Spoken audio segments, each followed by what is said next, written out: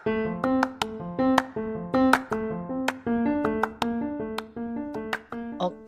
Assalamualaikum warahmatullahi wabarakatuh. Halo, selamat datang di podcast Brawijaya. Nah, sebelum mulai nih, gimana kalau kita ngenalin diri nih? Boleh. Siapa dulu nih? Kamu aja deh, boleh. Oke, jadi kenalin nih, nama aku Tika dari KSR Universitas dan di podcast ini aku nggak sendirian loh. Coba, sekarang kamu ngenalin diri dulu. Oke Tik, makasih. Jadi, halo guys, kenalin, nama aku Nita. Aku juga sama nih dari KSR Universitas Brawijaya di Klat 40 juga nih. Oke, perkenalannya udah selesai nih. Sekarang kita mau apa sih? Jadi pada podcast ini kita tuh akan jelasin kepada pendengar semua tentang KSR. Oke deh, langsung kita mulai aja ya. Markimo, mari kita mulai. Oke. Mungkin dimulai dari dasar kali ya. Jadi pasti kalian tuh bingung gak sih apa KSR itu? Gak pernah denger ataupun pernah denger tapi gak tahu apa itu. Jadi guys, KSR atau kepanjangan dari Korps Sukarela adalah kesatuan unit PMI yang menjadi wadah bagi anggota biasa dan juga perseorangan yang atas kesadaran sendiri menyatakan menjadi anggota KSR. Nah, jadi KSR ini adalah tempat yang tepat banget buat teman-teman yang menyukai bidang sosial kemanusiaan. Menjadi relawan muda pastinya merupakan suatu kebanggaan kan? Pengalaman yang didapat juga pasti luar biasa, karena kita dapat saling berbagi dan memberikan manfaat kepada sesama. Nah, terus kalian pasti kepo juga kan gimana cara buat jadi anggota KSR. Tenang aja nih, kita juga jelasin nih. Jadi dengerin baik-baik ya, gampang banget kok asli. Jadi kalian itu dapat mendaftarkan diri ke kantor PMI kota maupun kabupaten dan juga bergabung menjadi KSR unit markas kota maupun kabupaten. Nah, apalagi kalau kamu seorang mahasiswa suatu perguruan tinggi. Kamu dapat menghubungi unit kegiatan mahasiswa atau UKM yang menangani bidang kepalang merahan dan mendaftar jadi anggota KSR di universitasmu. Asli gampang banget kan caranya? Tapi nih ya Tik, ada syaratnya gak sih kalau kita mau daftar? Syaratnya ada, tapi syaratnya tuh gampang banget loh. Yang penting kamu itu WNI atau WNA yang sedang berdomisili di Indonesia. Lalu berusia minimal 18 tahun, berpendidikan minimal SLTP atau sederajat, bersedia mengikuti pendidikan dan pelatihan, dan pastinya bersedia menjalankan tugas kepalang merahan secara terorganisir dan mentaati peraturan yang berlaku. Oh, jadi gitu. Syaratnya gampang sih, gak aneh-aneh. Oh iya Nit, tanya dong. Biasanya abis daftar terus kegiatannya ngapain aja tuh? Nah, jadi gini ya Tik. Setelah kita daftar, setelah kita melakukan rekrutmen, kita itu akan mengikuti pelatihan tingkat dasar dari KSR sebelum kita menginjak tingkat lanjutan dan juga spesialisasi yang diselenggarakan oleh markas kota maupun kabupaten nih.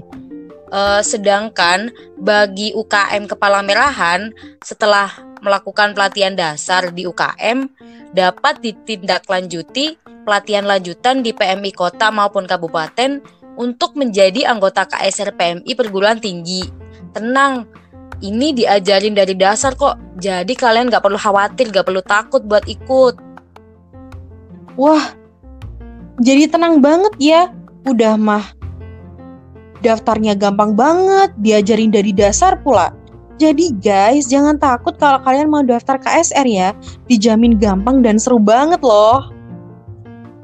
Oh iya Tik, hampir lupa nih. Aku mau ngasih contoh nih kegiatan-kegiatan apa aja sih yang ada di KSR. Mungkin aku akan nyebutin beberapa nih ya. Jadi kegiatan KSR itu ada banyak banget. Mungkin kalau aku sebutin semua nih kayaknya waktunya nggak cukup ya. Mungkin membuang waktu lah. Jadi aku beberapa aja nih. Jadi antara lainku ada donor darah sukarela, ada pertolongan pertama dan evakuasi pada kecelakaan, bencana dan konflik.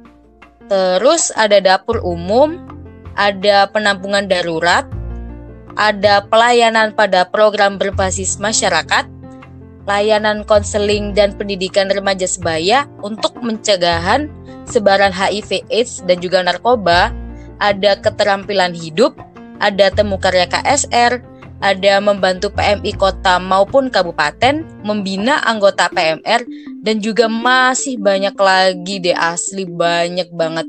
Mungkin dari kalian masih ada yang bingung sih, ada yang kata-kata yang asing gitu di telinga kalian. Tapi tenang, kalau kalian ikut KSR pasti kalian tahu itu kegiatan apa. Wah, banyak banget ya nih kegiatannya. Oh iya nih teman-teman, buat kegiatan KSR di UKM atau di UKM universitas biasanya tuh terkait dengan bidang kerelawanan. Kayak contohnya nih ya, jadi tim kesehatan atau biasanya disebut paramedis. Terus di pengajaran yang nantinya akan mengajar PMR Wira dan Madya. Habis itu ada tim instruktur yang nantinya memberi materi kesehatan pada mahasiswa atau umum. Terus ada pengabdian masyarakat, bahkan nih ya, terjun langsung ke lokasi bencana loh. Wih, gila, kegiatannya udah keren-keren banget sih. Iya nih Tik, mau nanya lagi dong. Gimana nih ya, misal ada seseorang dia tuh minat banget buat ikut KSR, tapi tuh dia masih belum punya pengalaman di bidang sosial kemanusiaan nih. Kira-kira dia bakalan kesusahan gak ya? Nah kalau masalah ini tuh gimana ya, harus dihadapi dengan santai karena ini bukan suatu problem yang besar. Karena gini ya, di KSR itu kita juga akan diajari dari awal. Jadi KSR itu merupakan tempat pembelajaran nih. Di KSR nanti kita akan belajar bersama-sama yang nantinya langsung diaplikasikan di KSR juga. Banyak loh anggota yang dulunya nggak paham, sekarang jadi paham, bahkan ahli di bidangnya. Nah, yuk sekarang giliran teman-teman buat daftar di KSR. Nah, bener banget nih apa yang dikatain Tika. Makanya gak usah bingung lagi nih. Oh iya, ini mungkin bikin kalian fix sih daftar bentar lagi. Aku sama Tika mau nyebutin beberapa manfaat nih, beberapa doang ya. Kalau kita sebutin semuanya nanti gak cukup lagi nih. Jadi mungkin diantaranya nih ya, menambah teman dan relasi, itu udah pasti sih. Karena memiliki banyak teman itu kan suatu anugerah. Karena tanpa kita sadari itu akan membawa banyak sekali keuntungan bagi kehidupan kita. Memudahkan dalam pekerjaan, berkegiatan, dan juga berbagai hal yang membutuhkan kerjasama. Nah, dengan bergabung dengan KSR, kemudahan itu pasti akan terasa sekali manfaatnya lah. Nah, selain menambah teman dan juga relasi, di KSR juga dapat menambah keahlian dan keterampilan loh. Ketika kita mencoba hal baru nantinya, apalagi hal baru itu menjadi yang pertama ya, maka kemampuan dan keahlian kita pun pasti akan bertambah.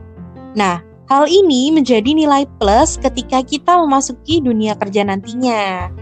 Kita tuh akan terbiasa dengan hal baru dan mahir dalam satu bidang yang kita sukai. Nah, gak hanya itu nih. Yang pasti, karena ini berhubungan dengan masyarakat dan juga lingkungan sekitar, yang pastinya menyenangkan orang lain dan juga bahagia nih manfaat selanjutnya. Ketika kita mampu melakukan suatu hal yang positif untuk orang lain dan juga lingkungan, pasti juga membuat hidup kita terasa bahagia nih. Pasti ada kepuasan batin yang dirasakan ketika apa yang kita lakukan bisa bermanfaat bagi orang lain maupun bagi lingkungan.